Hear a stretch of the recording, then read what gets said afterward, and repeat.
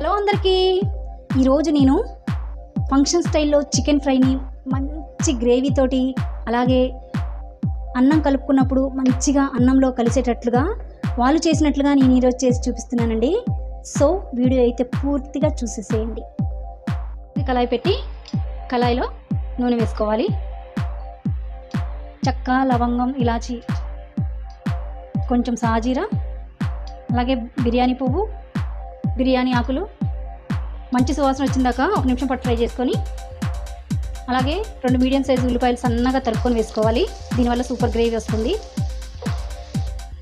Onions 2 నిమిషాలు లైట్గా దోరగా ఫ్రై అయిన తర్వాత 1 స్పూన్ అల్లం వెల్లుల్లి పేస్ట్, 1/2 స్పూన్ పసుపు, అల్లం వెల్లుల్లి పేస్ట్ మంచి సువాసన వస్తుండగా ఇప్పుడు శుభ్రంగా క్లీన్ చేసి పెట్టుకున్న చికెన్ని వేసుకోవాలి. 1 రెబ్బ కరివేపాకుని, అలాగే 1 గుప్పెడు సన్నగా కట్ చేసి పెట్టుకున్న కొత్తిమీరని, ముక్కలు పట్టడానికి కొద్దిగంత ఉప్పుని వేసి బాగా కలపాలి. మూత వేసి ఉడికించాలి. చికెన్ 50% ఫ్రై కావాలి. 50% ఎలాగంటే చికెన్ ఉడికినప్పుడు ముక్క అనేది ఇలా పైన రెడ్గా అవుతుంది. ఇది 50% అండి. దీంట్లో 2 స్పూన్ల కారాన్ని ఇలా కలిపేసి 3 మీడియం సైజ్ టమాటాలను కూడా వేసేసుకోవాలి. చికెన్ ఫ్రై మంచి గ్రేవీతో రావాలంటే ఇలా టమాటాలు ఖచ్చితంగా యూజ్ చేయాలండి.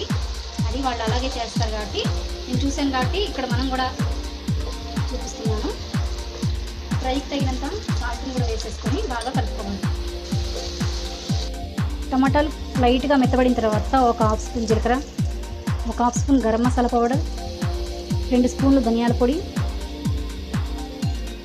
1 స్పూన్ తందూరి మసాలా పౌడర్, అలాగే సన్నగా తరిగి పెట్టుకున్న పచ్చిమిర్చి ముక్కలు వేసుకొని బాగా కలుపుకొని మరొక 2-3 నిమిషాలు ఫ్రై చేసుకోవాలి. చూడండి, ఇలా బాగా అయితే ఫ్రై అయిపోయింది. ఇలా మంచిగా ఫ్రై అయిన తర్వాత ఇప్పుడు గుప్పెడు కొత్తిమీర తీసుకొని ఇలా జల్లుకొని బాగా మిక్స్ చేయండి. స్టవ్ ఆఫ్ చేసేసి మనం సర్వ్ చేసేసుకొని మంచి బగారా రైస్ తోటి తినేసేయటమేనండి. సో చూడండి ఎట్లా ఉందో ఫ్రై, సూపర్గా యమ్మీగా చూసుకుంటే నోరు ఊరిపోతుంది కదా.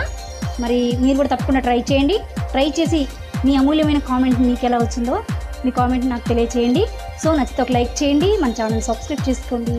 Thank you for watching.